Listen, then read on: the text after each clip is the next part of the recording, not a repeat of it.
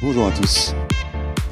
Je suis ravi d'être là. Merci de l'organisation de cette journée et de tous participer à cette belle journée sur l'IA.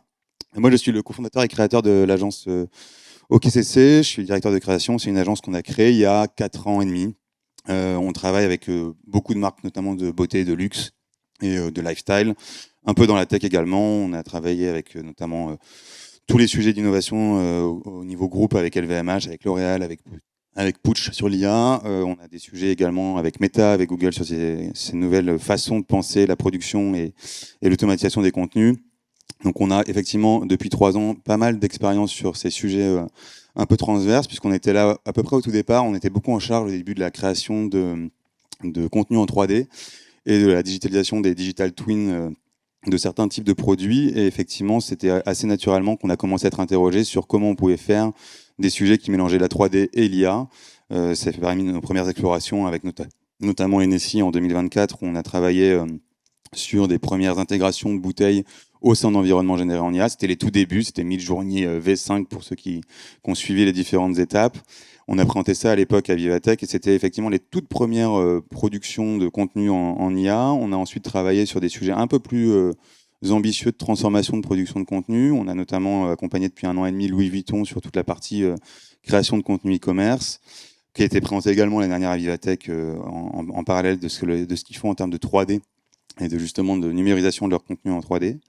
Donc tout ça pour dire qu'on a eu un panel d'expérience avec pas mal de maisons qui était assez intéressant, notamment parce que les cas d'usage étaient très différents et les points de friction que les maisons essayaient d'adresser étaient vraiment toutes liées à leur problématique business. Et on a effectivement vu un grand panel de différences entre la façon, ça a été évoqué par les panels d'avant, par exemple L'Oréal ou LVMH adressaient le sujet. On est vraiment sur des grosses différences en termes de penser l'intégration de l'IA au cœur de sa production et de son entreprise. Je ne suis pas là pour parler de tout ce qu'on a pu faire, c'est pas trop le sujet aujourd'hui, notamment parce que je pense que d'autres gens vont le faire beaucoup mieux. Je trouve ça plus intéressant de discuter de ce qui s'est passé depuis les 3 ans, ce que ça veut dire pour les 3 ans à venir. Je pense que le sujet intéressant aujourd'hui, c'est de se poser la question de où l'IA a encore potentiellement un énorme impact à venir sur le contenu, on en a parlé, mais surtout ce qui va avec, puisque l'IA, elle est complètement structurelle et elle change pas uniquement la façon d'appréhender un cas d'usage, mais l'ensemble de la façon de penser votre communication et l'engagement avec vos consommateurs. Donc si je reprends un peu le sujet, moi, il y a un terme que je trouve intéressant, qui est celui de destruction créatrice. C'est un concept qui a été élu l'année dernière au prix Nobel d'économie.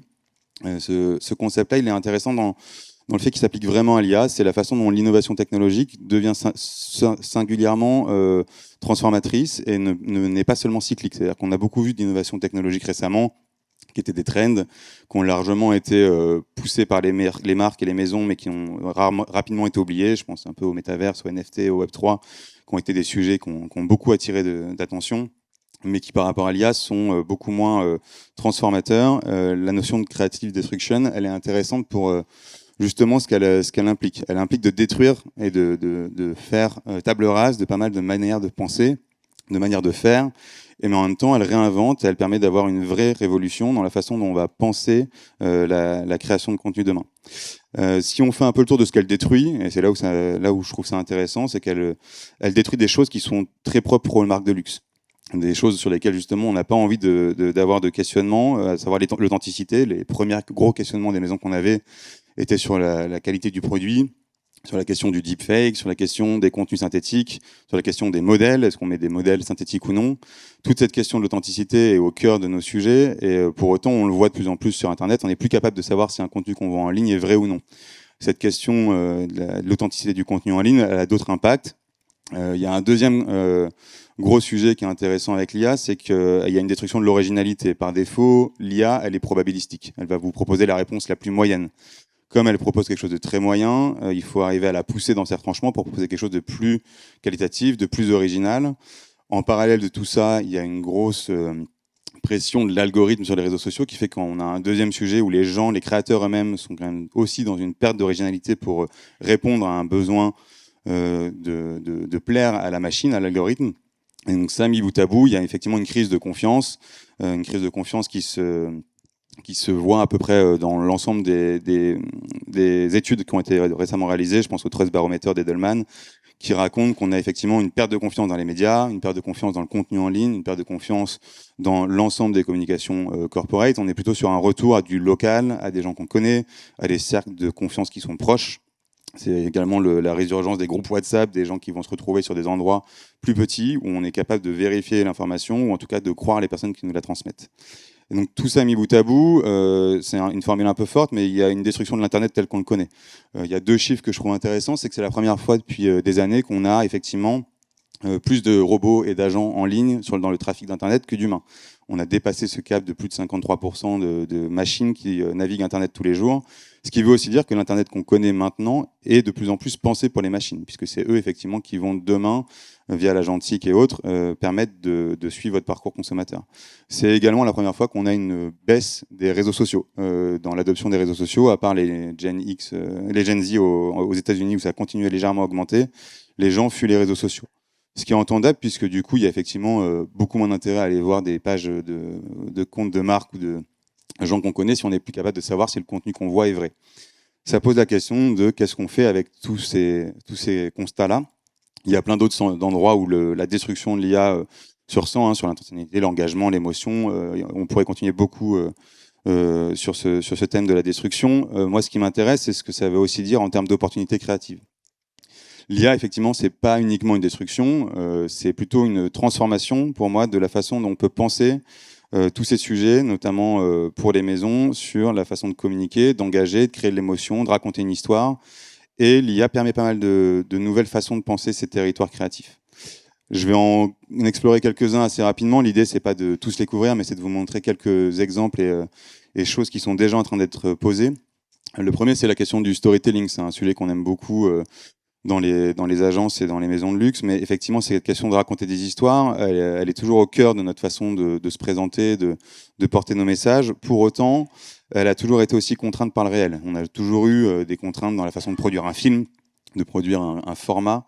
Il y a ce tweet de Sam Altman qui est déjà date depuis quasiment 2 ans, que je trouve intéressant, qui effectivement pose ce postulat que les films ne vont plus rester tels qu'ils sont actuellement.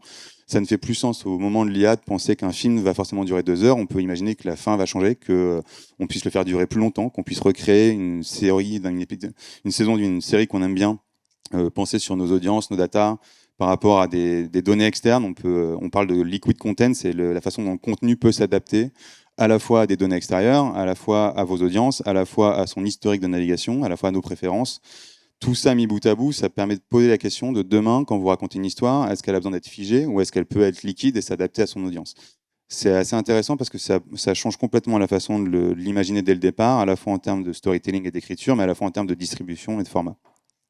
Il y a 2 autres exemples de formats que je trouve intéressants. C'est le projet, par exemple, de Génie de Google, pour ceux qui ne l'ont pas suivi, qui a également pris un grand prix au Cannes Lions la semaine dernière. C'est un projet de monde immersif qui est un peu à la frontière entre la vidéo générative et le monde en 3D. Donc on n'est pas vraiment sur un jeu vidéo, on n'est pas vraiment sur une vidéo, on est sur quelque chose qui peut être à la frontière des deux, qui est généré en temps réel, et dans lequel on peut créer des univers de marque qui peuvent se déployer en temps réel en fonction de ce que l'utilisateur est en train de faire. Ça devient quelque chose qui est vraiment intéressant en termes de pensée sur l'immersivité, sur l'interactivité et sur les narrations de demain. Il y a d'autres sujets qui sont aussi également importants pour des marques qui ont toujours été tentés mais qui ont parfois eu du mal à aller penser la co-création avec leur communauté. Mais il y a des plateformes comme Showrunner, qui est une plateforme qui propose à des communautés de co-construire ensemble un univers et d'auto-générer des épisodes sur des histoires qui sont pensées pour être cadrées par l'univers de la marque ou de l'IP qu'ils ont décidé de développer. Tout ça, mis bout à bout, c'est effectivement une bonne façon de repenser un peu demain ce que veut dire communiquer. Est-ce qu'on a besoin d'avoir notre héros film et ses déclinaisons en 30, 15 et 6 secondes, ou est-ce qu'on peut imaginer d'autres formats plus interactifs, plus immersifs, plus engageants? Un autre sujet que je trouve intéressant sur l'IA et la façon dont on peut le penser, et qui n'est pas du tout nouvelle, mais qui est également un vrai sujet de fond, notamment dans le luxe, mais pas que, c'est la question de la personnalisation à tous les niveaux, la personnalisation des produits, la personnalisation de l'expérience, de l'interface. Je pense à ce site qui a effectivement beaucoup fait parler parce que c'est les prémices de ce qu'on peut imaginer en e-commerce, qui est le site de Brunello Cucinelli, qui a effectivement tenté de montrer ce que pouvait être demain une interface où l'interface s'adapte avec les besoins du consommateur ou ses questionnements à son parcours d'achat. On est effectivement aux prémices de ce qu'on peut aussi appeler les interfaces fluides, où un site web n'est pas forcément monolithique et peut s'adapter à son audience, ses fonctionnalités, ses services et ce qu'on lui propose en termes de produits peut être vraiment customisé pour le visiteur. Le second sujet, c'est qu'en même temps que les marques mettent à disposition des sites web qui évoluent, on a aussi la résurgence de ce qu'on appelle le personal software. C'est la capacité à créer à la volée des outils, des apps, des systèmes personnalisés. Le vibe coding, donc ce grand mot à la mode depuis un an, permet ça effectivement. Pas tout le monde s'en est emparé, mais pour autant, ça devient un sujet grand public. C'est-à-dire que par exemple, les téléphones Nothing ont mis à disposition un système où n'importe qui peut créer son app. Où n'importe qui peut maintenant créer son site web. Il y a d'autres applications comme Wabi qui permettent ce genre de choses. Qu'est-ce que ça veut dire demain quand n'importe quel consommateur peut créer l'application dont il a besoin? Est-ce qu'on a potentiellement une façon de converger vers ces systèmes-là où les gens auront créé leur propre écosystème et dans lesquels nous, en tant que marque, on vient s'immerger? C'est potentiellement une approche qui va voir le jour bientôt. On a évidemment toutes les questions sur le produit des éditions limitées. On a la possibilité de créer des vraies éditions limitées uniques at scale, où l'IA vient s'insérer dans les fondamentaux de votre marque et sans tout révolutionner, juste rajouter cette surcouche de personnalisation ou d'unicité qui permet aussi de redonner de la valeur à un produit. Si j'avance un peu également sur les interfaces, il y a beaucoup de choses qui sont en train de se passer.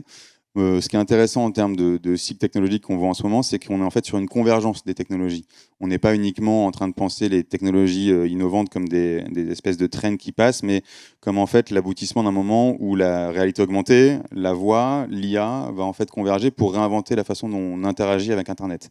On a effectivement une grosse course aux smart glasses. On a effectivement les annonces récurrentes de Meta qui avait fait avec Ray-Ban d'abord, puis avec Oakley, et maintenant a annoncé une paire avec Kylie Jenner.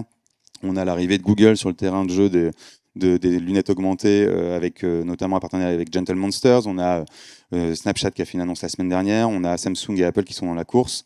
Ça va effectivement permettre le développement d'une nouvelle forme d'interactivité et de penser votre marque à travers ce prisme-là. Et à mon sens, assez important, puisque dans les 3 ans à venir, ça veut dire aussi de savoir quelle est la voix de votre marque, quelle est la façon dont elle se déploie quand on est en réalité augmentée ou quand on est dans une porosité avec le virtuel autour de nous.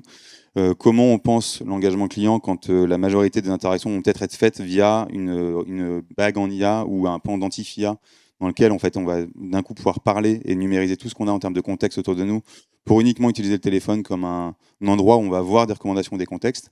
Et ça, c'est le début immédiat qui est en train de se profiler, mais il y a effectivement toute la question des interfaces brain-computer interfaces, les interfaces cerveau-machine qui sont effectivement des réflexions déjà bien enclenchées, puisque Apple a déposé par exemple un brevet il y a 3 ans sur des AirPods qui lient vos ondes cérébrales, notamment pour permettre de naviguer, penser l'interaction avec les machines de demain.